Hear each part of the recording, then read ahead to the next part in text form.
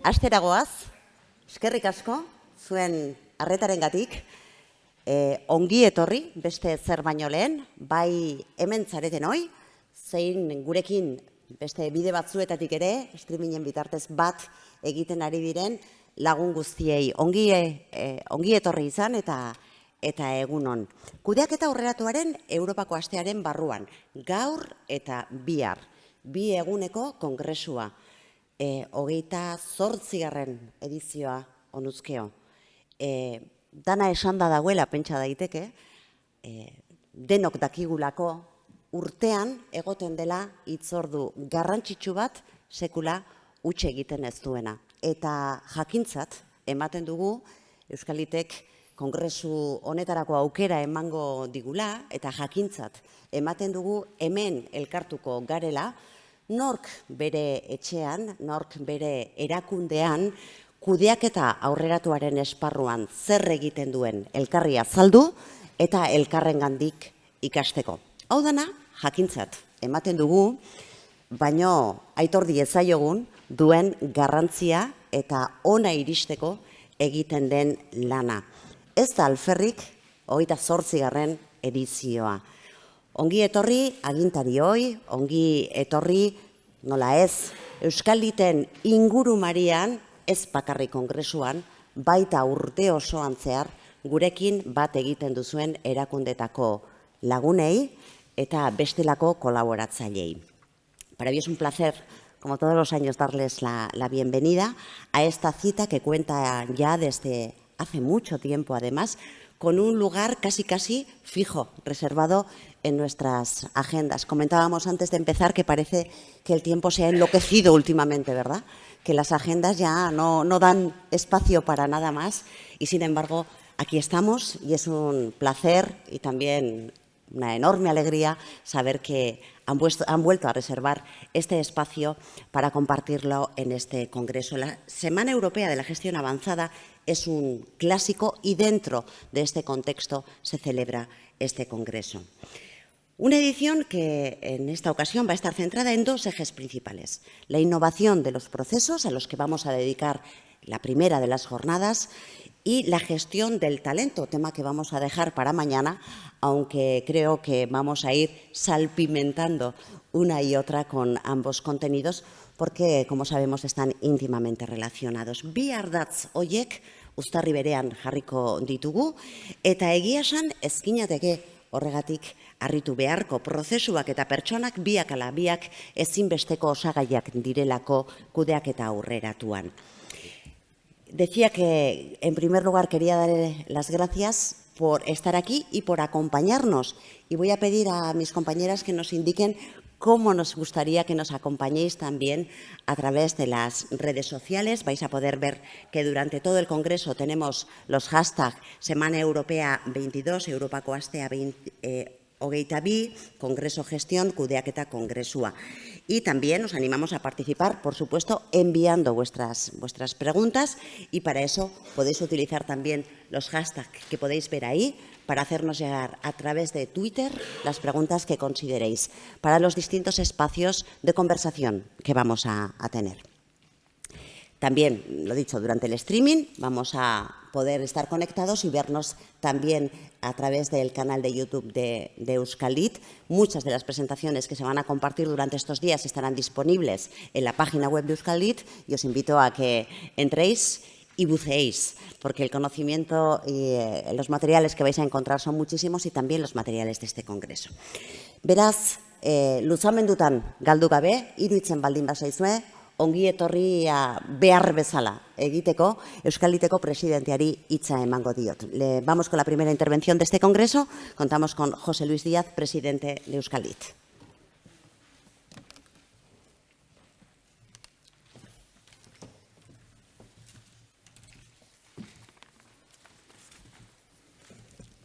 Egunon guztioi, mila esker guztioi etortzeagatik eta parte hartzeagatik, gaur kudeaketa aurreratuaren 28. Europar Asteko Kongresua hasieran gaude. Es un placer para mí hacer la apertura de este congreso. Quiero agradecer a todas las personas, instituciones y empresas que lo hacen posible. Desde el lunes que comenzó la semana y hasta su finalización, el 28 de octubre, se habrán celebrado 43 actos de la mano de 60 entidades organizadoras a los que todos los años acuden alrededor de 2.500 personas en los 3 territorios. Quiero aprovechar para agradecer el apoyo continuado del Grupo ESPRI, que patrocina esta semana desde hace años. Esta edición de la Semana Europea continúa la andadura iniciada en 2020, empujados por la pandemia, emitiendo este congreso en streaming. Pero es de agradecer que también hayamos vuelto a la presencialidad, a vernos las caras, y de esta manera ir construyendo de manera conjunta este nuevo paradigma que supone la incorporación del entorno digital en nuestro día a día. Los temas centrales del Congreso van a ser la innovación de procesos, su relación con la gestión avanzada y la gestión del talento, diversidad e inclusión como uno de los retos ineludibles de nuestras organizaciones y de nuestra sociedad. Estos 2 días podremos aprender de experiencias reales de todo tipo de organizaciones y sectores, a las que agradecemos su generosidad por compartirlas, permitiéndonos avanzar hacia una competitividad sostenible. Este año, además, se va a celebrar la 6ª edición del concurso de vídeos, Gestión en Corto, que realizamos con la colaboración de Mondragón, Universitatea. Esta iniciativa nació con la idea de acercar la gestión de las organizaciones y empresas de una manera más lúdica y cada año nos sorprende más la calidad de las obras presentadas. El audiovisual está plenamente integrado en nuestro día a día y parece que las organizaciones estamos haciendo un muy buen uso de ello. Mañana, además, dentro del Congreso tendremos la oportunidad de ver la entrega de los premios y conocer el palmarés. 28 ediciones dan para tratar todos los elementos y conceptos de la gestión avanzada, pero el hilo común durante estos años ha sido, y sigue siendo, compartir experiencias, ideas e inspiración para potenciar las capacidades de nuestras organizaciones, materializando entre todos los protagonistas de estas semanas los valores de la cooperación y el afán de aprendizaje y de mejora permanente. Esperamos que los contenidos y experiencias presentadas, tanto estos 2 días del Congreso como el resto de días, sean de utilidad y nos ayuden a adquirir nuevos puntos de vista y enfoques para seguir avanzando en estos tiempos de incertidumbre. Eskerrik asko guztioi.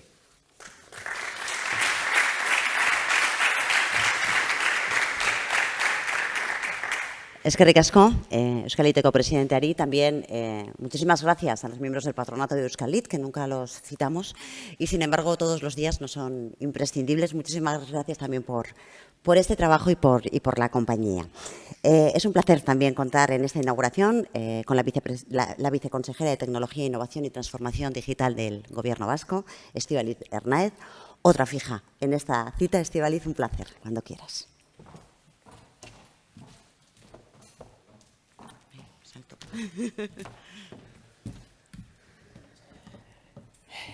Egunon guztioi, lehenik eta behin eskerrak eman nahi dizkizuet beste urte bat kudeaketa aurreratuaren Europako asteren barrun egiten dugun kongresu honetan gurekin egoteagatik. Kudeaketa egiteko modu bat da, eta ezin dugu helburu gisa hartu. Ez luke zertarako balioko, kudeaketa eredu perfektu batek bere definizioan aplikatu ondoren eragin positiboa izateko gai ez bagara. Horrela, kudeaketa aurreratua, emaitzak lortzeko ezartzen dugun tresna gisa ulertu eta erabili behar dugu. Por otro lado, la innovación ha sido siempre en Euskadi una clara palanca de mejora competitiva, refrendada por la prometedora posición que nos otorgan los diferentes indicadores europeos de innovación, que, como ya sabréis, nos sitúan por encima de la media europea, de la Unión Europea de los 27, y ponen de manifiesto una posición asentada a la altura de los países más innovadores, los países innovadores fuertes, strong innovators. A pesar de lo anterior, de lo que acabo de decir, a nuestras pymes y en particular a las pequeñas, sí que es verdad que les está costando incorporar la innovación de forma sistemática, por lo que creemos que requieren de una especial atención. Debemos facilitar instrumentos que permitan poner la innovación y la gestión avanzada al servicio de la competitividad de las empresas y, en especial, por lo tanto, en las pymes. Repasando los contenidos que se van a trabajar en estos 2 días, la innovación y, en especial, como decía Pilar, la innovación en procesos, tiene un peso significativo. Sin olvidar que la innovación en producto es tan crítica como la de procesos, consideramos que el enfoque de innovación en procesos es muy acertada. Así, este enfoque reafirma lo expresado anteriormente y la necesaria contribución de la gestión avanzada debe tener en pos de conseguir desarrollar capacidades en nuestras empresas para que innoven cada día de una manera más frecuente, más sistemática y más ambiciosa, y que en definitiva es lo que les va a permitir lograr una clara diferenciación competitiva. Reforzando lo anterior, es importante que la revisión coordinada por Euskalit, y aquí está Fernando, se está realizando en estos momentos en el modelo de gestión avanzada, ponga de manifiesto esta contribución de la gestión avanzada a la innovación y su alineamiento con el enfoque propuesto sobre esta materia a través del Manual de Oslo en su edición de 2018. A nivel de país, nuestro objetivo es ambicioso, situar a Euskadi entre las regiones europeas más avanzadas en 2030. Para ello es necesario ser constante y mantener una inversión continua, una inversión programada y coordinada, tanto en I+D como en innovación, en la I pequeña, que permita ayudar a las organizaciones a alcanzar su objetivo último, que no es otro que el de incorporar novedades al mercado o su implantación interna en el menor tiempo posible. Es por esta línea sobre la que discurre nuestra apuesta presupuestaria, focalizándose muy especialmente en las pymes. Así, desde 2020, a través de la participación en el programa Asinnova, 739 pymes de todas las comarcas de Euskadi han incorporado por vez primera una experiencia innovadora en su estructura a través de implantación de 902 proyectos. A partir de aquí, el reto es conseguir que estas incorporaciones se produzcan, como decía anteriormente, de una manera sistemática y que lo incorporen a su forma de hacer en el día a día. Al igual que hicimos el año pasado con las empresas que participaron en el programa en 2020, ahora nos estamos reuniendo con las 209 firmas o empresas que desarrollaron 209 proyectos en 2021. Así, al final de este recorrido, habremos estado con ellas en Ordizia, Amorebieta, Zamudio, Oiartzun y Vitoria-Gasteiz, compartiendo sus proyectos de innovación y entregándoles esos certificados que les reconocen como empresas innovadoras. Ziur nago, etorkizun hurbilean eta modu iraunkorrean, lortuko dugula kudeaketa aurreratua Euskaliti esker, txertatu duten enpresek berrikuntzaren bidean aurrera egitea eta enpresa berritzaileentzat hartzea. Beraz, eskerrik asko guztioi. Eskerrik asko.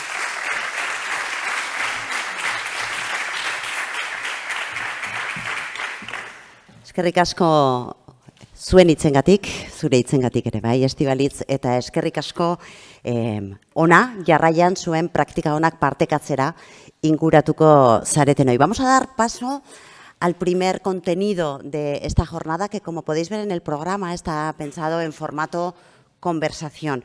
Voy a pedir enseguida que me acompañen en el escenario las personas que muy amablemente han aceptado el reto de charlar delante de todos vosotros y vosotras sobre esa I pequeña que mencionaba Estibalitz, que ya sabemos que es una cuestión de tipografía, que no quiere decir nada con la importancia de la cuestión.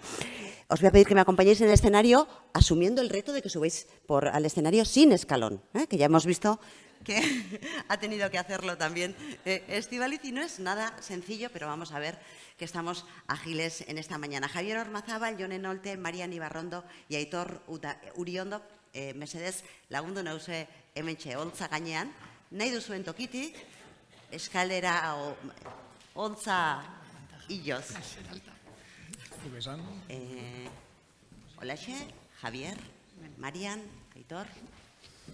Ahora os los presento a todo el mundo como se merecen. En primer lugar, gracias por acompañarnos en esta cuestión. La propuesta realmente se las trae. La propuesta se las trae porque os vamos a pedir que vuestras organizaciones nos ayuden a entender cómo integráis esta innovación en procesos en sectores, en realidades radicalmente distintas una de otra, y además os hemos pedido que lo compartamos de la manera más abierta posible, dejando también en exposición las dudas que podamos tener sobre estas cuestiones, los aprendizajes y todo lo que nos queda por hacer todavía. Antes de nada, y ahora ya por presentaros como es necesario, os voy a pedir también que hagamos una muy breve referencia a la organización a la que representamos. Sé que son sobradamente conocidas, algunas más que otras, ¿verdad, Marian? Pero, en cualquier caso, creo que nos va a ayudar también para entender no solamente la organización, sino el sector sobre el cual después vamos a profundizar un poco más. Presidente de Velatia, Javier Ormazábal. Buenos días, muchísimas gracias. Buenos días, gracias a vosotros, gracias a Euskadi por invitarnos y, bueno, pues una iniciativa fantástica. Pedirte que presentes muy brevemente Velatia, esto ya es como empezar la mañana con un 8000, pero bueno. Vale, bueno, Velatia es un grupo industrial familiar, es un grupo que surge hace 55 años con una empresa que todavía existe, que es nuestra principal organización, que se llama Ormazábal, que tiene el nombre de la familia, pero bueno, tenemos algunas actividades más. Y básicamente tenemos dentro del grupo una empresa que es Ormazábal, que es una empresa mediana, que por las características del país es casi una empresa grande, pero es realmente una empresa mediana, bastante internacionalizada y muy industrial. Y luego tenemos diferentes tipos de organizaciones de diferentes tamaños, lo cual creo que nos da una perspectiva bastante importante de qué cosas son aplicables de la misma manera en un sitio y en otro. Espero poder trasladar alguna de esas experiencias. Desde luego, un espacio en el que poder incidir un poco en cosas muy diferentes, porque estáis también en diferentes sectores, correcto, diferentes tamaños, etc. Jone Noldes, directora gerente de ASLE. Jone, eskerrik asko, zuri ere hemen izateagatik. Nada, en una pincelada sobre ASLE. Bueno, egunon, berdin, eskerrik asko gonbidapenagatik. Y bueno, ASLE, como conoceréis, es la Asociación de Sociedades Laborales y Empresas Participadas de Euskadi. Y nuestra labor es principalmente representativa del colectivo al que representamos, que está conformado por empresas en las que las personas trabajadoras participan en el capital, participan financieramente en las empresas. Somos una organización que tenemos representación en toda la comunidad, en los 3 territorios, y contamos en estos momentos con más de 250 empresas asociadas de todos los sectores. Somos una organización multisectorial y además de tamaños, con empresas de tamaños muy diversos, porque tenemos empresas muy, muy pequeñitas y hay empresas muy grandes, es decir, la dispersión es enorme, pero la realidad es que el tipo de tamaño de empresa al que representamos es un tamaño, como ha dicho Javier, en nuestro caso pequeño, ¿no? Que es un poco el tipo de empresa que existe en Euskadi.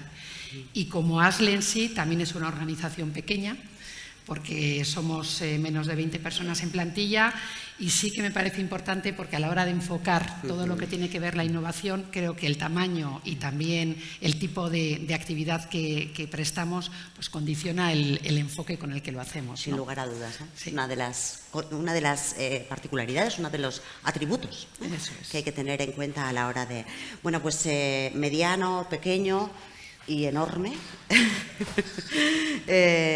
El Departamento de Salud del Gobierno Vasco, directora de Innovación, Marian Ibarrondo. Una pequeña pincelada, a ver cómo lo hacemos. Es que ricasco. ¿Quién no conoce el Departamento de Salud? Pero bueno, unas pinceladas. El Departamento de Salud, Osakidetza, que es la prestadora de servicios, es una de las empresas más grandes públicas de Euskadi, todos la conocemos, pero las dimensiones son realmente enormes. Estamos hablando de más de 30.000 personas. Hoy mismo estaba la Sailburu Gotzone Sagardui hablando de aumentar el número de médicos y médicas que puede haber en el sistema. Pues la verdad es que tiene un movimiento muy grande. El servicio asistencial es muy comprometido con ese paciente que necesita que le ayudemos y que estemos encima trabajando y viendo nuevas soluciones y también investigando, innovando todos los días.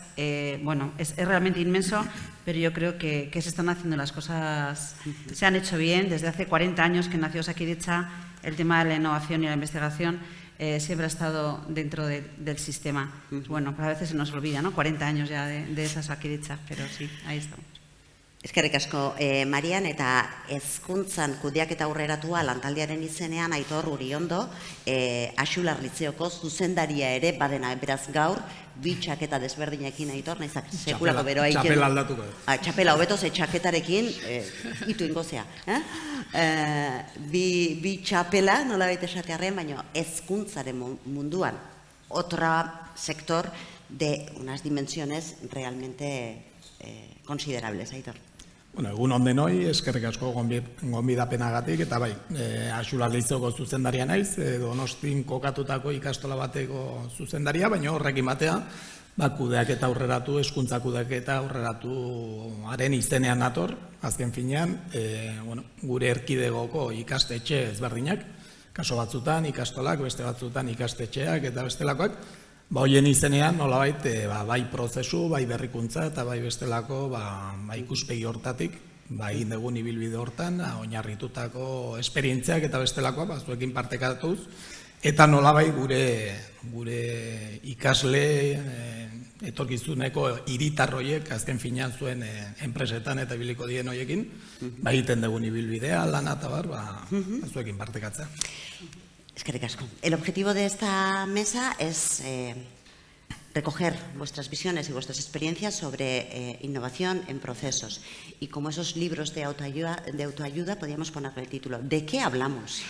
¿Qué queremos decir cuando hablamos de innovación en procesos? Bueno, la literatura es súper extensa y realmente es una cuestión a la que podemos encontrar en muy diferentes foros, pero ya se ha mencionado también el manual de Oslo, que nos dice que es el establecimiento de nuevos procesos o de procesos mejorados que son el soporte que permite que una organización pase de hacer alguna innovación puntual a ser una organización innovadora, capaz de conseguir cada vez más necesaria innovación continua. Esto es la definición que nos da el manual de Oslo y luego, si queréis, vamos casi haciendo análisis de texto, pero lo que sí esta literatura y la práctica nos demuestra es que la relación con la gestión es clarísima, que es muy difícil llegar, o casi imposible llegar a una innovación de procesos sin intervenir sobre el modelo con el que gestionamos nuestras organizaciones. Las prácticas de gestión representan ya más del 20% de la variación en la productividad.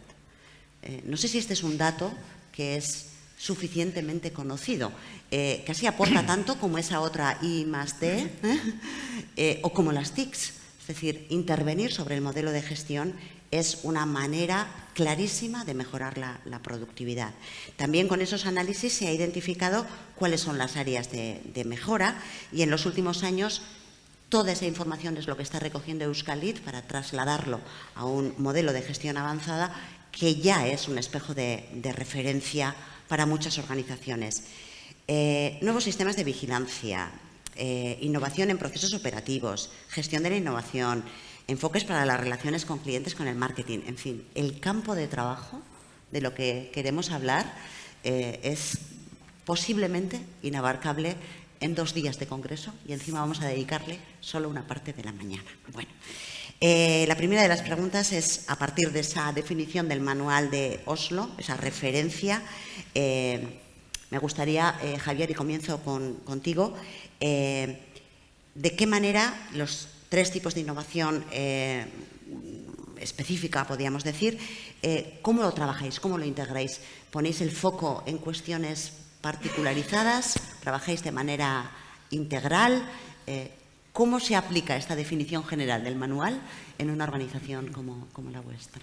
Bueno, en poco tiempo no es fácil contestar a una pregunta de estas, pero simplemente para poner una cuestión de base. Yo creo que al final las empresas son sistemas complejos que requieren un nivel de gestión, un nivel de visualización, en el que además los sistemas son cada vez conformados por muchos subsistemas que además están interconectados y que tienen un efecto, ¿no? Nosotros hemos trabajado últimamente mucho en intentar mejorar el hecho de que las directrices de los accionistas, que forman parte de un proceso que define cuál es el propósito y hacia dónde quiere que se mueva la empresa, al final se desplieguen aguas abajo, estableciendo un sentido de dirección y objetivo al que nos queremos dirigir, y para eso hay determinados elementos que son fundamentales ejecutar. Entonces, desde el propio proceso de reflexión sobre si hemos acertado al elegir el lugar al que nos queremos dirigir, o si hemos definido bien las ambiciones y nuestras capacidades, que requieren en sí mismo una reflexión, pues nosotros intentamos hacer que todo fluya o tenga una cierta coherencia aguas abajo. Luego, cada uno de los subsistemas, es decir, claro que le damos una enorme importancia desde nuestro nacimiento a la innovación en productos y servicios.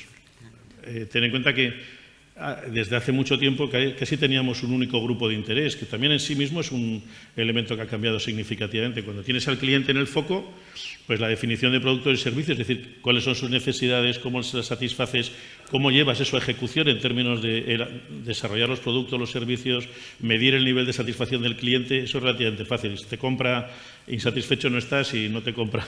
No, pero todo eso lleva a que tengas que tener otro tipo de elementos integrados para que funcione. Claro, la complejidad en la que nos encontramos es que hoy en día, a la hora de desarrollar nuestro plan estratégico, le dedicamos mucho tiempo a definir cuáles son nuestros grupos de interés, ya no solo el cliente, no solo el cliente estructurado en los diferentes tipos, sino todos los grupos de interés a los que nos debemos para dar satisfacción. Es decir, esa visión de que para poder operar, además de tener un cliente que esté satisfecho, necesitamos que la sociedad nos dé su aval para operar, que lo estemos haciendo de manera socialmente aceptable por lo menos, pero a poder ser agradecidas de que la sociedad quiera que existamos. Es importante que nos financien todo ese tipo de cosas, ¿no? Eso lleva a que los procesos de alguna manera tienen que estar conectados y ligados, aunque luego tengas áreas de especialidad. Nosotros en el área de producto, por supuesto, mucha dedicación. Desde nuestro punto de vista, es imposible gestionar la complejidad sin desarrollar una cultura de procesos. Si no tenemos una cultura de procesos sólida que nos garantice una cierta base de, digamos, impulso o energía puesta alrededor de las pequeñas mejoras incrementales permanentes hacia la mejora continua, luego cuesta mucho mover toda la organización. Y en los momentos especialmente de enorme transformación, que nuestros clientes están transformando, la sociedad se transforma, el impacto de lo digital, el impacto de las ESGs, digamos, de las exigencias o de las necesidades en términos de sostenibilidad, de gobernanza, etcétera, están haciendo que nuestro modelo de negocio esté en un entorno enorme de oportunidades y de amenazas, que requiere que estés haciendo una monitorización muy continua. Entonces, por ejemplo, cuestiones como definir el plazo de visualización del futuro a la hora de establecer para cuántos años haces un plan estratégico, ya tiene un elemento bastante, digamos, es práctico, tienes que ponerle una fecha, pero al final te concentras en los vectores. ¿Cómo los traduces aguas abajo para generar los productos y servicios, para ser competitivo y para estar en el mercado, para que transformaciones de tu sector no te pillen desconectado? Requiere procesos muy especializados en cada uno de los ámbitos, pero siempre intentamos, y es lo que estamos intentando avanzar en términos de adquirir madurez organizativa, que haya una especie de visión común que esté permanentemente estableciendo un sistema de proceso de prueba-error, digamos, de alimentación desde abajo arriba y de arriba abajo para tener una cierta coherencia, porque al final hay que mover la organización un poco en coherencia, ¿no? Y es compleja. Se me ocurría al escucharte que precisamente igual uno de los grandes retos es cómo trasladar ese modelo al conjunto de la organización, porque a la vez que se complejizan mucho los grupos de interés, también internamente. Sin duda. ¿Y cómo recibes? Claro, cuando tú te pones arriba y dices cómo tiene que ser todo, si no recibes la información de los de abajo que te dicen esto no es operativo, esto no es práctico, añades complejidad en lugar de eliminarla. O sea, establecer los diálogos, las comunicaciones, los flujos y generar un poco la libertad de actuación para que haya una autonomía que te da la necesaria flexibilidad y agilidad, eso es todo un mundo. Como eso es absolutamente imposible perfeccionarlo, porque es dinámico en el tiempo y es dinámico en lo que te afecta, al final tienes que tener una organización en movimiento. ¿Cómo gestionas eso? Necesita muchos subprocesos manejando y una especie que yo le llamo, creo que es lo importante para nosotros, más allá de la estrategia, es la cultura, ¿no? La famosa frase de que la cultura se desayuna todos los días a la estrategia. pero sin estrategia no generas cultura. Así es. Entonces, es la complejidad donde yo creo que se justifican y se hacen absolutamente necesarios los procesos y una dinámica, digamos, el proceso que alimenta la cultura de los procesos. Yone, tú has empezado diciendo que el tamaño de las organizaciones es importante. Después de visualizar esta complejidad, misma pregunta para ti, ¿cómo lo trasladamos a organizaciones como las vuestras? Pues curiosamente, aunque he empezado diciendo eso, ahora mismo lo que comentaba Javier, en nuestro caso, y pese a que el tamaño es radicalmente distinto, creo que no puedo estar más de acuerdo en todo lo que has dicho. Es decir, al final, en una organización como la nuestra, en cualquier organización, todo parte de la reflexión estratégica, ¿no? De las líneas que se van marcando y el despliegue es, un poco lo vas haciendo a través, en nuestro caso también, a través de los equipos de proceso y también, en nuestro caso también, a través de los equipos de área que tenemos, en los que la innovación tiene que estar presente en todos esos equipos de forma transversal. No tenemos un área específica de innovación, sino que la innovación puede partir, lo importante es de dónde parte, puede partir de cualquiera de esos equipos de proceso, cualquier de esos equipos de área. Otra cosa es luego cómo hagamos el despliegue, ¿no? Que eso es una cuestión distinta. Pero por apuntar algo más a lo que decía Javier, a mí me parece fundamental generar un contexto de innovación interna. Es decir, las personas que están en esos equipos tienen que tener interiorizada la importancia de generar esas ideas de innovación. Yo creo que es súper importante que las personas tengan, yo a veces digo, una torre de vigía, ¿no? La vigilancia interiorizada, que tengan curiosidad, que sean capaces de trasladar esa curiosidad a ideas concretas, las lleven a los equipos para luego puedan desplegarse en proyectos concretos. Y eso es complicado.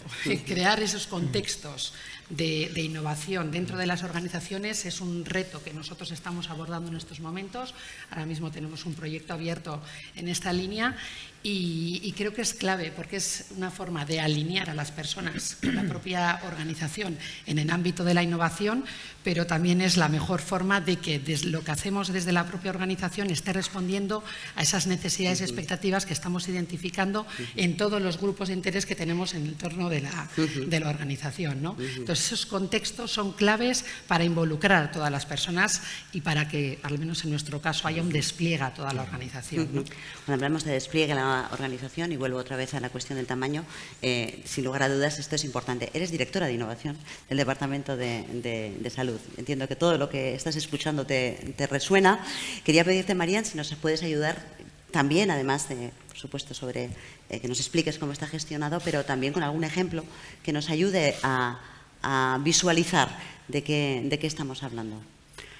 A ver, dentro del Departamento de Salud, como bien decís, también hay una estrategia clara, hay una serie de aspectos que tenemos que tener muy en cuenta, ahora más que nunca, después de algo tan terrible como todos hemos pasado en la pandemia del COVID, que nos ha trastocado absolutamente todas las formas, incluso asistenciales, cómo se ha tenido que cambiar en el último momento. Se ha podido hacer muchas de estas cosas, sobre todo porque ya había una cultura importante de innovación, porque ya había una flexibilidad dentro del sistema y por un compromiso de una innovación que se ha trabajado muy desde arriba, pero está muy inmersa también en todos los clínicos y las clínicas que están todo el día trabajando con el paciente. Estaba hablando, y luego habrá un ejemplo aquí de un caso muy concreto que se ha hecho en el hospital de Encarterri-Cruces, en la OSE Encarterri-Cruces, de la ilusión que genera también los procesos de innovación dentro del sistema. Yo creo que esta es otra parte importante, ¿no? Que el hecho de cuando tienes un paciente delante o cuando tienes que prevenir una enfermedad, tienes que generar nuevos hábitos de salud en una atención primaria y estamos en una atención de salud pública, tenemos que ver un poco todos los integrantes cómo trabajan. Pero sí estoy de acuerdo en lo que estabais comentando de generando una innovación muy transversal. Hace falta metodología, hace falta unidades que sepan de lo que estamos hablando. Desde el principio se generan unidades en todos los hospitales, unidades de investigación, que lo que hacen es, en ese día a día tan, bueno, no sé cómo llamarlo, el día a día tan estresante, ¿no?, que puede tener alguien en cualquier sistema de salud, que repose, que vea objetivos, dónde genera las ideas, cómo se hace el procedimiento, cómo podemos luego ayudarle también a que esa idea se pueda trabajar. Y la innovación en procesos en el sistema de salud ha cambiado absolutamente todos los sistemas asistenciales, rutas asistenciales. Han cambiado las formas de trabajar fragmentadas hacia esto es atención primaria, te vas al hospital, nadie sabe lo que estaba haciendo el otro. Toda la historia digital, toda la digitalización que hay detrás es importante. Y hoy que estamos en el Día del Cáncer de Mama, los avances que ha habido gracias a la innovación en la asistencia en cáncer de mama, a la incorporación de nuevos tratamientos, de nuevas tecnologías, a cómo se trata al paciente. En todos los hospitales de Euskadi, la verdad es que la diferencia de hace 10 o 20 años yo creo que ha tenido muchísimo que ver con una innovación implantada dentro de todas las organizaciones, bien organizada, bien orquestada para que esto ocurra. Y con ilusión, con motivación, me lo apunto. Mucha ilusión. Porque... Yo creo que el tema de la ilusión es muy importante. Y de hecho ahora, y luego os comentaré más detalladamente, estamos en un proceso yo creo que muy ilusionante en lo que llamamos la medicina basada en valor, que parece una obviedad, pero tenemos que trabajar mucho en ello. Vamos a basarnos en el valor generado en el paciente o en la persona a la que queremos tratar. Y parece una obviedad dentro de un sistema de calidad, o hablando de gestión avanzada, o hablando desde la empresa, ese concepto de cliente que siempre ha estado como muy claro, ¿no? Pero eso lo cambia todo. Generar desde abajo la ruta y generar desde la satisfacción incluso del servicio del paciente a enfermedades, sobre todo en temas de oncología, etcétera, en los que estamos trabajando, genera mucha ilusión. Sí. Aitor, material sensible la salud, material sensible la educación donde lo haya, y también sistema complejo. ¿De qué manera crees que, en vuestra visión y apoyándonos también en el modelo de gestión avanzada, si puedes darnos también algún ejemplo agradecida para que podamos visualizar un poco de qué estamos hablando, cómo se enfoca? Evidentemente somos sectores muy diferentes, pero sí que trabajamos con personas todos, ¿no? De una manera u otra, y en nuestro caso, digamos que nuestros tornillos son personas que tenemos que acompañar. En mi caso en concreto, como Icastol, entre los 2 y 18 años, haces un acompañamiento en un desarrollo de competencias que van a ser para la vida, y que evidentemente el ecosistema que generas en un entorno como el nuestro, desde una visión. Cuando hablamos de innovación en educación, muchas veces yo creo que queda o falta definir qué es innovación, ¿no? Y en muchos centros o en el propio sistema educativo, en el cual hay una ley que está ya a puntito de parir, como quien dice, dices, bueno, ¿qué es innovación? ¿No? ¿Y qué es un ecosistema innovador en un centro escolar, en un sistema educativo, ¿no? Que es hacer muchas cosas, hacer cosas llamativas, espectaculares, no.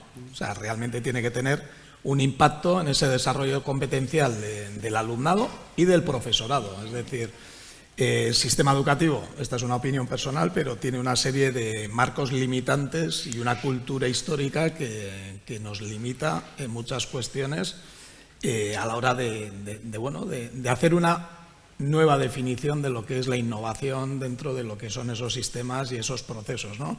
Para mí hay dos cuestiones que ya han salido que son claves y fundamentales. La transversalidad, es decir, un centro escolar, desde una visión de gestión, muchas veces somos organizaciones débiles en el sentido de que hemos enfocado muchos ámbitos pedagógicos, etcétera, pero si todo ello no va acompañado de una transformación en gestión, difícilmente podemos responder a todo esto que demanda el alumno, las familias, la propia sociedad, ¿no? Y además de esa transversalidad, la agilidad en los propios procesos, es decir, la agilidad y la capacidad de adaptarlos a los nuevos retos. Es decir, la sociedad nos ha puesto ante dificultades extremas desconocidas hasta el momento, desde la propia salud, que cómo se ha adaptado, pero la educación aún tiene que presentar una mayor agilidad en esa transformación, a la cual muchas veces los propios protagonistas de la educación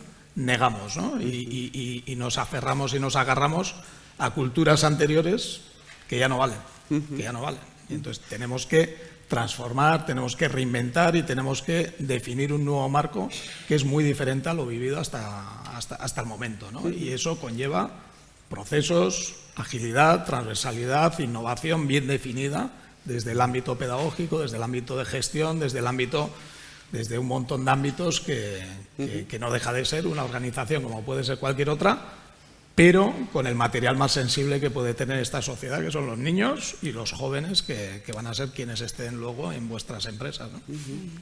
Os agradezco que seáis tan educados, podéis interrumpiros, sin ningún problema y matizar, o sea, esto está bien, o sea, siempre tampoco vamos a montar una tertulia formato televisión de pegarnos, pero podéis interrumpir y podéis matizar también lo que decís. Vuelvo a insistir, ayudadnos a visualizar algún ejemplo de alguna acción, de algún proceso que hayáis retocado recientemente, que nos ayude a ver un poco dentro de este marco. Mariana, has apuntado un par de casos. Hay muchos ejemplos dentro del sistema. Uno que me toca muy de cerca, que estamos cambiándolo ahora, es todo el modelo de investigación y la innovación en el sistema de salud. Debíamos de visibilizarla. Estaba dentro de todos los hospitales, de la asistencia. El médico, desde que está con el paciente, se hace preguntas para nuevos tratamientos, con metodología, e intenta trabajar en ese sentido y necesitábamos organizarnos. Se crearon una serie de instituciones, se creó una institución que era para ayudar en la gestión corporativa de toda esta investigación e innovación, BioEF, la Fundación Vasca de Investigación e Innovación Sanitaria.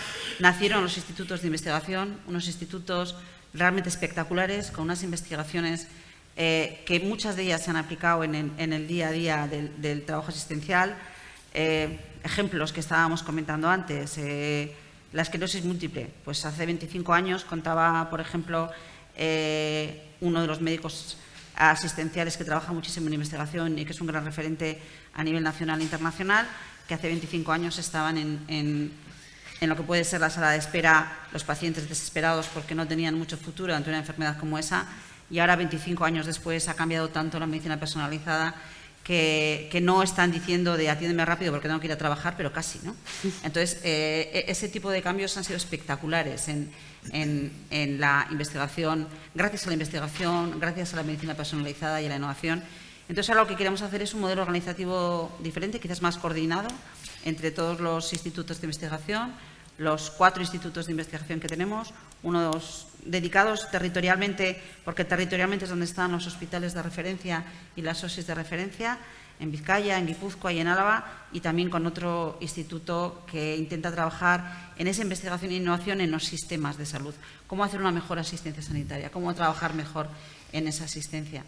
Y como ese ejemplo que es muy reciente, en el que estamos trabajando el modelo organizativo, trabajando con Euskalita, además, en la gestión avanzada, en lo que puede ser ese concepto organizativo diferente de lo que llamamos un BioEF extendido, etcétera, para coordinarnos más. Euskadi es muy pequeña, somos 2 millones de habitantes y estamos hablando de investigación e innovación en salud, que todo el mundo está trabajando en esto. Igual no inventamos la vacuna de la siguiente, ojalá no haya... Ni mencionar. Pero quizás sí tratamientos que se están desarrollando en Euskadi, formas de trabajar en red, como estamos trabajando en Euskadi, de forma muy equitativa y con el paciente en el centro, son ejemplos a ponerlos en el panorama incluso internacional, en enfermedades como ictus, enfermedades como próstata, cáncer de mama, repito que hoy es el día, cáncer de pulmón, incluso en temas de cataratas, enfermedades inflamatorias intestinales. Los pilotos que se han hecho para hacer una medicina basada en valor, es decir, en el valor del paciente, en el que cambia el proceso asistencial, se conocen los costes por paciente de ese tratamiento, se genera una eficacia totalmente diferente y de abajo arriba, en función de esos resultados en el paciente, se cambian las rutas asistenciales. Yo creo que eso es un cambio de paradigma en el sistema asistencial espectacular, en el que hay un poco de todo, ¿no? Esa innovación de producto con esa innovación de proceso y que acaba en una innovación organizacional. La estructura de todo esto me interesa mucho por la complejidad que con lo que estáis contando intuimos que existe. Javier, tú has empezado hablando del sistema, de los subsistemas, y en mi cabeza esto se veía como un engranaje, y esto cómo se conectan. Es decir, claro, innovación, producto, servicio. innovación, proceso, innovación, modelo de negocio. ¿Cómo se traslada esto a la gestión? Que es de lo que queremos hablar hoy.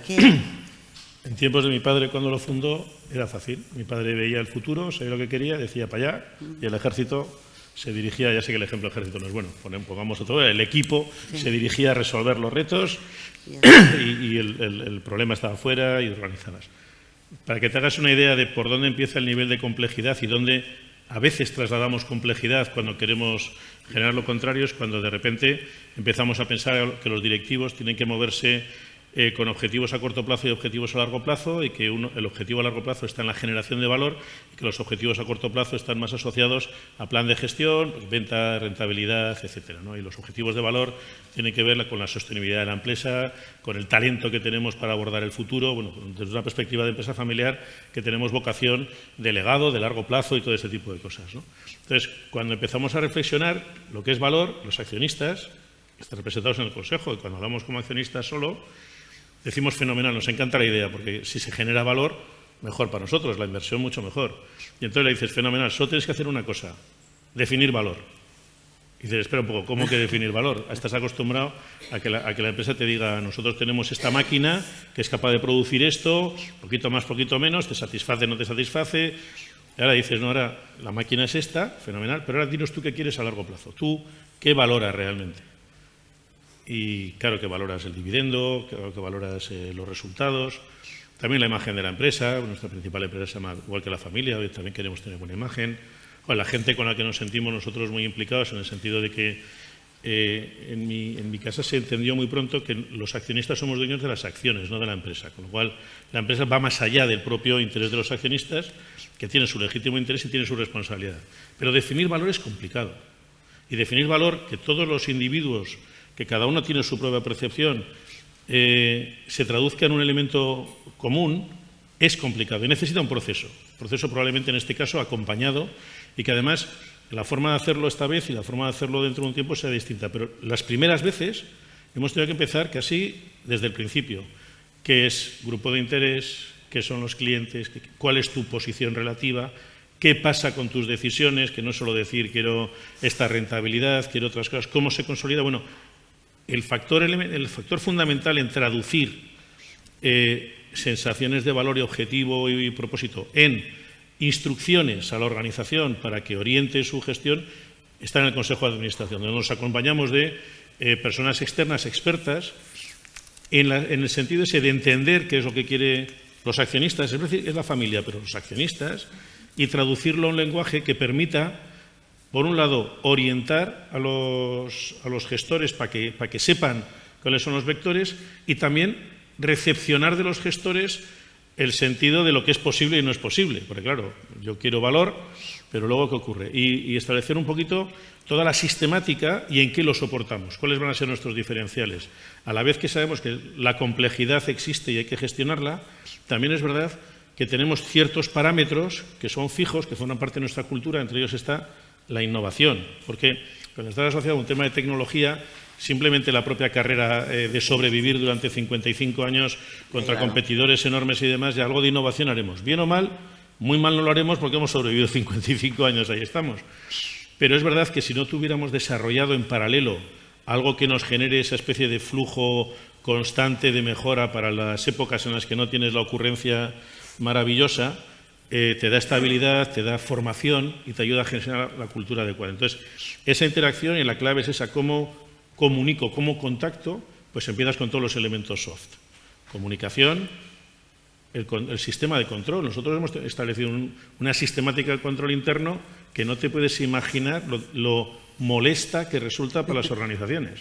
Meterles 3.000 controles, no sé qué, supervisión, no sé cuántos. Hasta que eso empiezas a hacerlo funcionar de una manera ordenada, de tal manera que ya es un poco natural en ti, en toda la organización, y te empieza a dar sus frutos a efectos de coherencia, coordinación, anticipación, generación de datos, es un coste enorme. Entonces, la predisposición de la organización para recepcionar o para meterse en esos elementos que a corto plazo no dan valor y sí dan esto, lo de tu sudor no me cansa, ha sido una frase muy desarrollada en nuestra organización.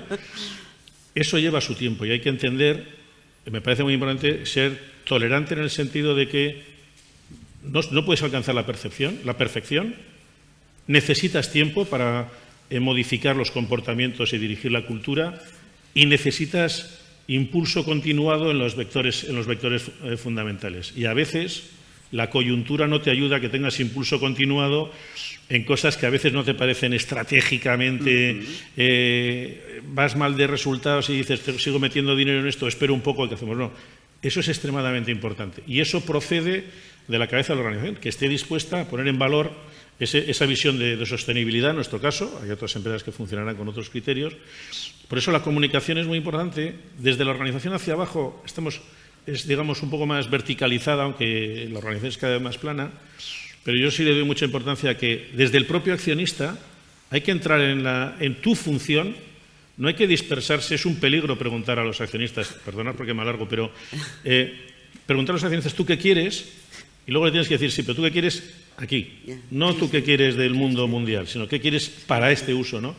Y eso nos ha enseñado la cantidad de recorrido que tenemos para hacer que las cosas funcionen ordenadamente. Eso de recepcionar lo que quiere tus grupos de interés es un tema complejo. Entenderlo bien te define el modelo de negocio y a partir de ahí defines todo, ¿no? Y mantener el pulso, ¿no? Que es lo que decías también. Sí. Mantener el pulso, saber que esto es importante, aunque en algún momento haya algo que parece más urgente, ¿no? Necesitas implicar a la gente y que la gente comparta un nivel muy amplio esa visión, esa percepción y demás. Hay mucho de ceder. ¿Cómo veis el resto, Yone? ¿Cómo se fíjate, procedimenta todo esto? A ver, en nuestro caso quizás porque somos una organización con un sistema de participación terriblemente arraigado, y sí que es cierto que en principio, por ejemplo, en nuestra reflexión estratégica, de donde parte todo, participamos todas las personas de la organización, además de la junta directiva, más allá de todos los inputs de información que podamos tener, ¿no? Entonces, esto es un factor que ayuda muchísimo a que las personas ya estén alineadas con los objetivos estratégicos de la organización, y yo creo que esto es una clave importante, ¿no?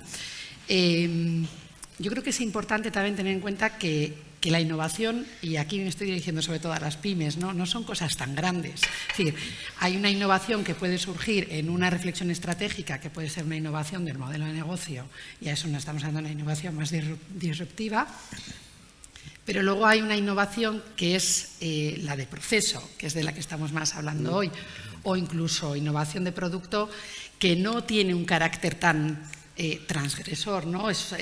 Digamos que aunque tenga un carácter incremental en un momento dado, está más vinculado a lo que es el día a día, no parte tanto de lo que es digamos, esa reflexión conjunta de la estrategia, ¿no?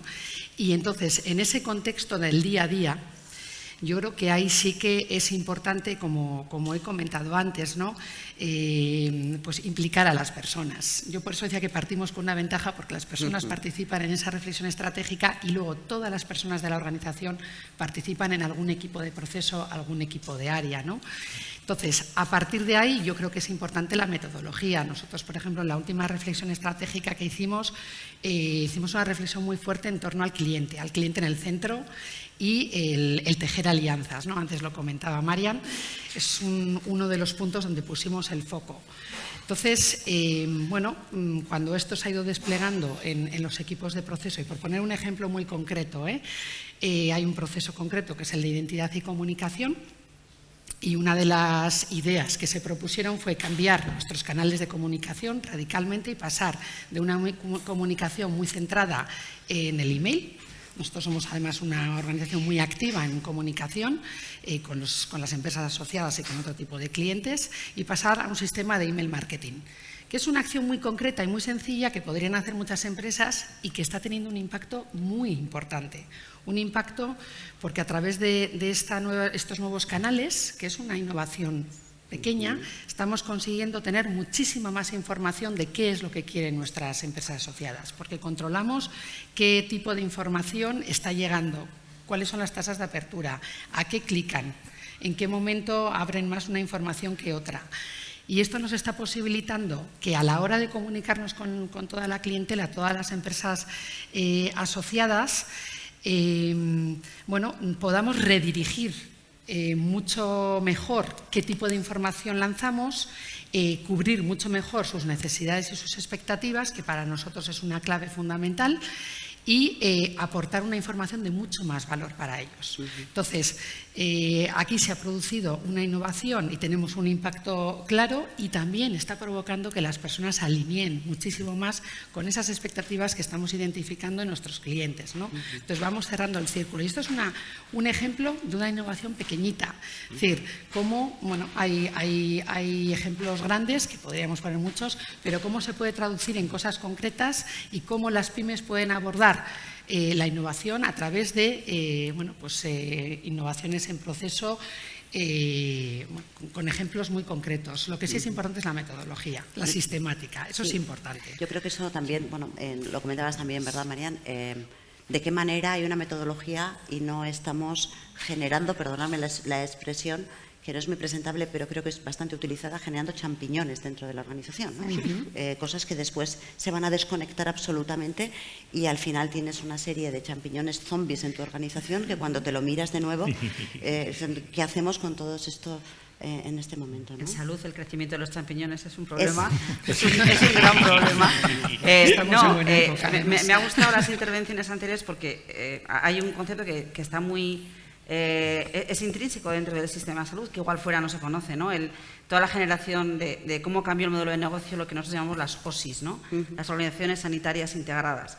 Que no te das cuenta que tú vas a tu médico de atención primaria, que es el mismo que conoce el historial cuando llegas al hospital porque has tenido un gran problema, y que tu padre desde la residencia también está conectado a su historial clínico con lo que pueda pasar en el hospital o en la atención primaria. Esa generación de las OSIs, es decir, las organizaciones sanitarias integradas entre todos los centros de salud, atención primaria, más la atención que puede ser hospitalaria, y otros agentes sociales que están en el entorno y que comparten una misma historia clínica desde hace mucho tiempo, de toda tu vida clínica, y además que tengas una carpeta de salud, ese es el concepto de las herramientas que hablabais, ¿no?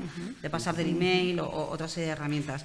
Y que tengas una carpeta de salud en la que tú puedas entrar también a conocer esta historia clínica y puedas aportar información, yo creo que es un concepto absolutamente diferente y un concepto de negocio que ha cambiado mucho en Osakidetza.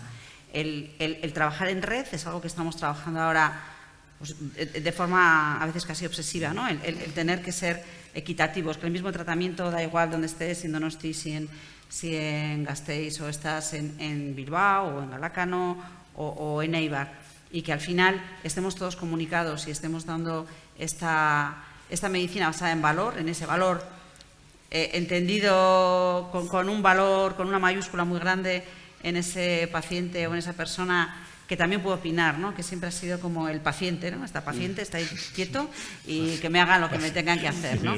Y entonces ese concepto, pues la propia palabra, el cómo cambiar y dar ese salto, que fuera no se ve, que estamos todos igual instalados en la crítica, ¿no? En la ansiedad o no de un problema de salud que hemos visto muy cerca, problemas muy graves, y este tipo de cosas nos han llegado mucho al corazón, ¿no? Entonces, bueno, el cambio que todos queremos hacer, que lo estamos haciendo poco a poco, que a veces, bueno, pues que se genera innovación en todo y que permee en toda la organización, cuesta tiempo, como comentabais, son tiempos pero bueno, es cuestión de seguir trabajando, ¿no? Y genera esa ilusión de abajo arriba que comentábamos, ¿no? El bottom-up.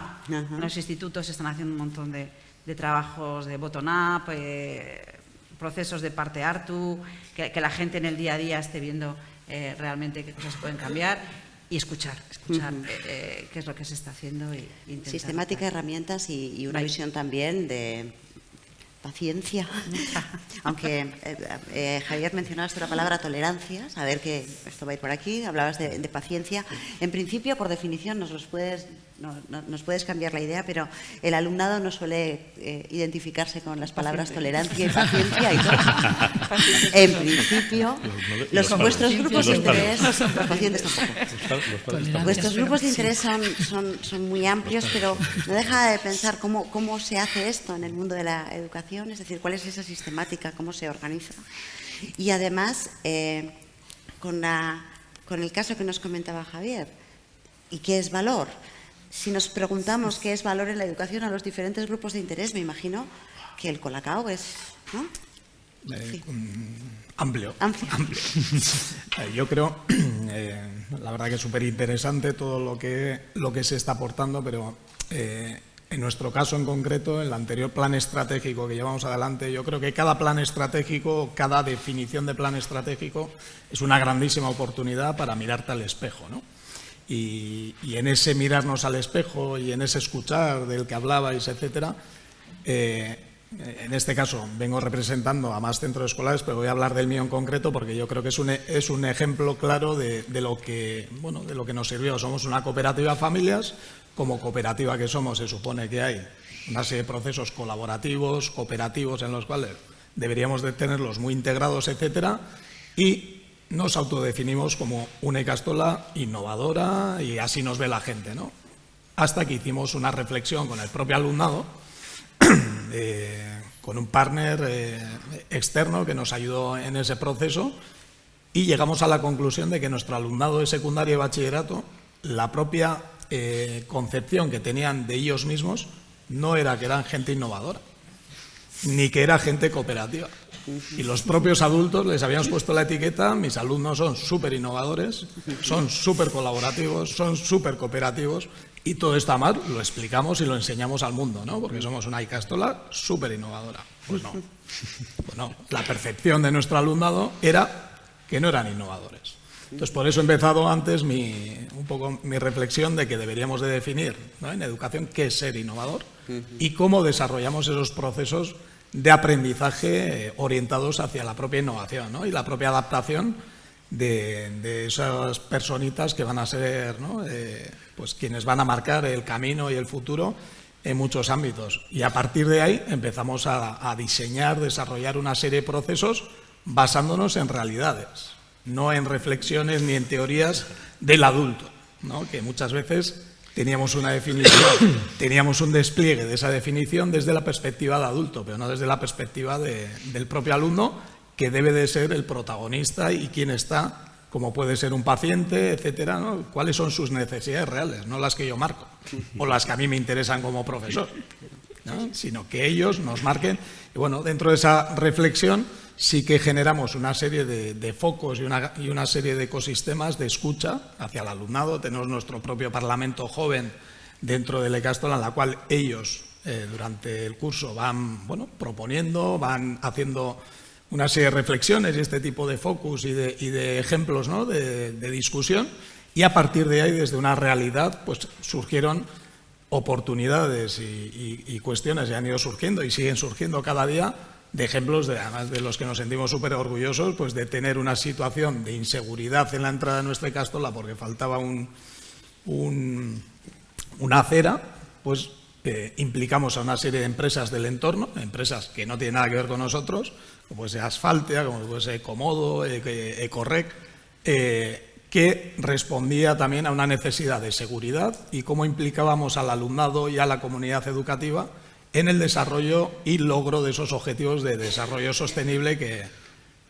es una de nuestras obligaciones en el día a día, ¿no? Pues se generó un proceso en el cual, mediante la recogida de material, botellas, tapones, etcétera, pues generamos la primera acera sostenible que le llamamos, la primera acera con material reciclado, con un asfalto que no se había utilizado nunca para ese tipo de procesos, mediante el departamento de I+D, de Asfaltia y de Grupo Campezo. Al final es generar procesos reales, que respondan a necesidades reales, que al final es lo que en vuestras empresas también entiendo, que a esos grupos de interés, a ese cliente le tengo que responder, pero es una cultura que debemos de desarrollar desde el punto de vista educativo en nuestros propios alumnos, ¿no? Yo a mi alumno no le tengo que decir qué es ser innovador. Él tiene que experimentar qué es ser innovador, él tiene que desarrollar esas competencias para ser una persona innovadora con una visión innovadora, ¿no? Y muchas veces la educación, yo creo que nos confundimos en definir, en marcar un camino que lo tienen que ir encontrando ellos y que no tiene nada que ver con el camino que nosotros tuvimos hace no sé cuántos años, ¿no? Entonces, yo creo que nuestros procesos van desde la escucha, desde mirarnos al espejo y ante una gran oportunidad cada vez que tenemos que diseñar, definir un plan estratégico. Yo creo que es mucho más que simplemente marcar una serie de objetivos que luego se despliegan en el tiempo mediante una metodología, yo creo que va más allá, ¿no? Y creo que falta mucha cultura en el mundo de la educación todavía para ello. Yo añadiría, porque es que mañana estará Raquel Bollero hablando de temas de formación. Yo creo que hacemos mucho hincapié en la aptitud, que es básicamente medible, y sin embargo está demostrado que lo que determina el buen hacer de las personas tiene un balance de actitud tremendo. La innovación forma parte de la actitud. Entiendo que luego gente con diferentes aptitudes, con una buena actitud, define. Pero luego hay un factor que me parece muy importante al hilo de lo que se estaba comentando. Los procesos nos ayudan a identificar las cosas que estamos no haciendo bien para frenarlas a tiempo. O sea, la tendencia a poner en marcha un proyecto y no pararlo pase lo que pase, un buen antídoto es tener un buen proceso bien definido y bien ordenado, ya sea un proceso, digamos, en permanencia, un proyecto o lo que sea. Y eso me parece un factor tremendo, porque con empresas como la nuestra, con 55 años, y lo he dicho yo, y suena un poco prepotente, algo haremos bien, tendremos éxito. Bueno, uno de los principales elementos limitadores de la innovación y de la ambición en el cambio y demás está en tener que defender tu propio currículum de éxitos. Entonces, los procesos, unos buenos procesos, metodologías sistemáticas, la propia dinámica de incorporar mentes nuevas alrededor de procesos tradicionales, te ayuda a romper un poco esa barrera de conservadurismo que te genera tu propio éxito pasado. Claro, no es lo mismo un joven ingeniero, por poner ingeniero de 38, apostando, que tiene todo el futuro por delante, que alguien que lleva un exitazo en la empresa, es súper jefe y dice, ahora hazme que cambie las cosas y ponga en evidencia lo que he hecho, ¿no?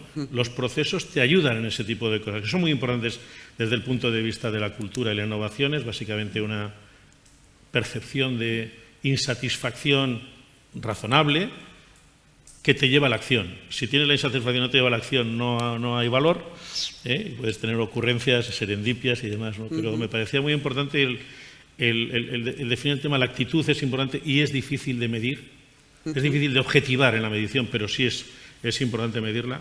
Y luego la cuestión de qué hacemos para identificar aquellos consumos de energía en las direcciones equivocadas, ¿no? Que las empresas no nos sobran, y a ninguna entidad nos sobra la energía para dirigirla en la dirección equivocada. Y eso creo que para nosotros, desde la perspectiva de ver la organización, es extraordinariamente importante. Y solo se detecta in situ. Para cuando yo me entero que un proyecto lo hemos lanzado mal, puede haberse hundido la empresa. Por eso hace falta la gente que tenga la mentalidad adecuada, que se entienda bien el espíritu de crítica, vocación de mejora y demás, ¿no? Esas sondas puestas en toda la organización para detectar cosas. Sí, Yone. un poquito, ahora comentabas espíritu de crítica y un poco al hilo de lo que estabas diciendo. Una cosa que me ha gustado es el hecho de no caer en la autocomplacencia, ¿no? Es decir, en un momento dado te crees el más innovador, crees que tus alumnos y alumnas son innovadoras. Pero hay un punto que es importante y es que decir vosotros, entiendo que hacéis una reflexión, que yo creo que esa es la clave, porque habrá una metodología, una sistemática que te ha permitido en un momento determinado replantearte eso que lo tienes tan interiorizado y has dicho, igual no soy tan innovador, me voy a hacer un análisis, voy a hacer un diagnóstico. Y a partir de ahí dices, bueno, pues quizás estoy equivocado y quizás no soy tan innovador como pensaba, ¿no? Entonces yo creo que ese punto es importantísimo, es decir, establecer los mecanismos que nos hagan en todo momento cuestionarnos, hombre, dentro de un orden, con unos tiempos, pero replantearnos lo que estamos haciendo para poder establecer nuevos canales, nuevos sistemas, nuevos retos, entre ellos muchos de innovación, Y ¿no? sobre todo es clave cuando los resultados además son óptimos. Quiero decir, en nuestro caso, Todavía 53 más. años de vida, una bajada de natalidad brutal que el mundo de la educación está sufriendo, pero nosotros actualmente no hemos tenido nunca tantos alumnos como tenemos. Es decir, estamos por encima del 100% con lista de espera, etcétera.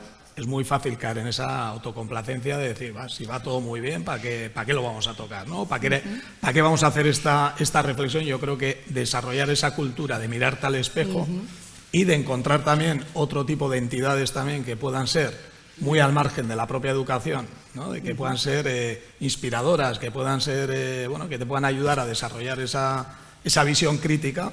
Yo creo que es muy importante. Y la educación y la propia empresa, yo creo que han estado también muy alejadas. Yo siempre hago la misma reflexión del típico profesor que termina en el instituto, en su colegio, va a la universidad y vuelve al colegio. Es decir, no tiene una visión real de lo que pasa en la sociedad, en las empresas.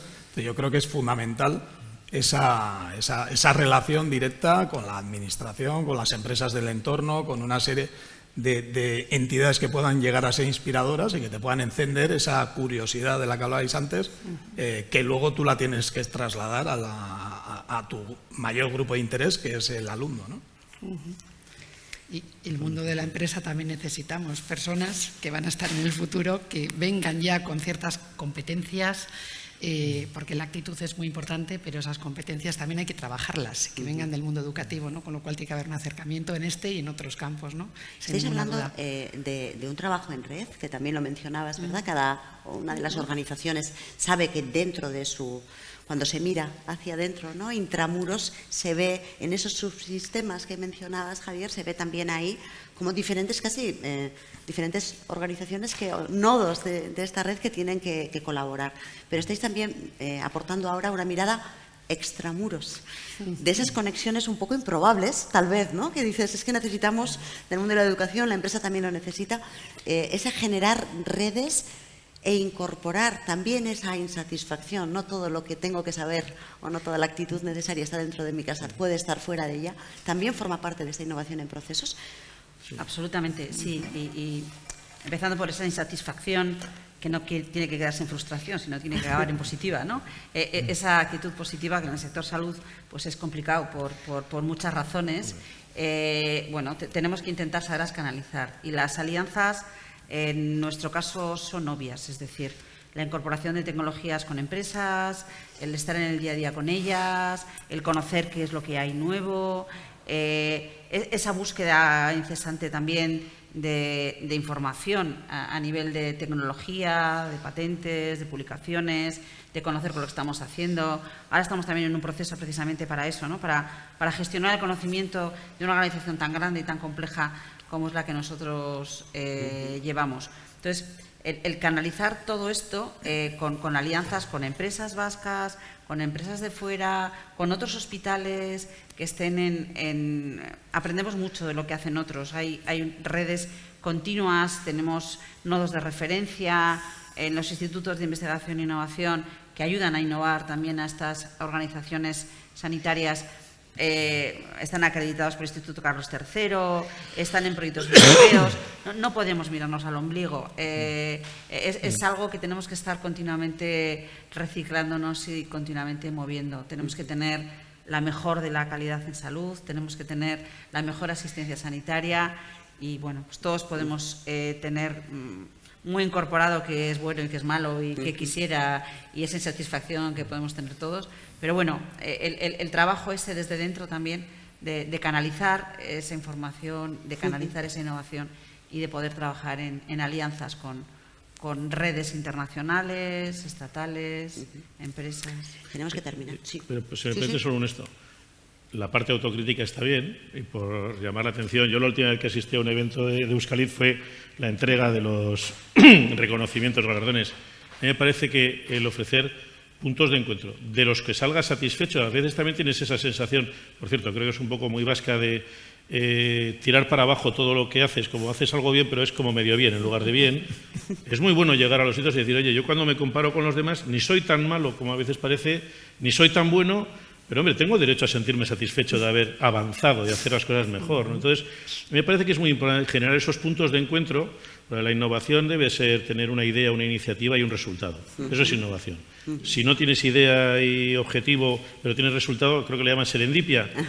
Es muy divertida y es muy buena, que por casualidad en un encuentro que no está orientado a ciertas cosas, se encuentres ideas, contactos, personas, agitación mental. Entonces, lo que animo es a que permitamos también a nuestras personas en las organizaciones implicarse en proyectos que les llevan a contactar con otras muchas empresas. Eso para nosotros, en el ámbito que nos ofrece Euskalit, en los grupos de contraste, en los grupos de evaluación, también nos ayuda a tener esa parte muy positiva de sentirte bien, no suficientemente bien, con lo cual quieres seguir mejorando, pero tampoco estar en esa especie de es que todo lo hago mal, que es muy típico. O sea, además, sobre todo los jefes tendemos a que alguien te venga con una iniciativa muy buena y le digas, hombre, a ver, que tampoco es tanto. Entonces, creo que es muy importante también alimentar la autoestima y se hacen cosas muy bien en las empresas. Algo tenemos de identidad cuando en euskera nos preguntan y decimos ondo esan beharko, casi como disculpándonos por estar bien, ¿no? Sin lugar a dudas es importante también tener la oportunidad de contrastar y de contrastarte, ¿no? y de poder tener estos puntos de encuentro donde, sin caer en la autocomplacencia, pero tampoco en el derrotismo, me quedo con algunas de las palabras que habéis mencionado, ¿no? Generar esa estructura, esa cultura, el liderazgo, la comunicación, la insatisfacción por lo que tengo y convertirla en nueva acción. Pues la verdad es que hemos agotado todo el tiempo, pero nos habéis regalado, yo creo que oro molido. O sea que muchísimas gracias a los 4 por compartir vuestra experiencia, vuestras visiones y también, recojo otra palabra, vuestro entusiasmo. Es que ricasco, Lauroi. Mila esker, benetan.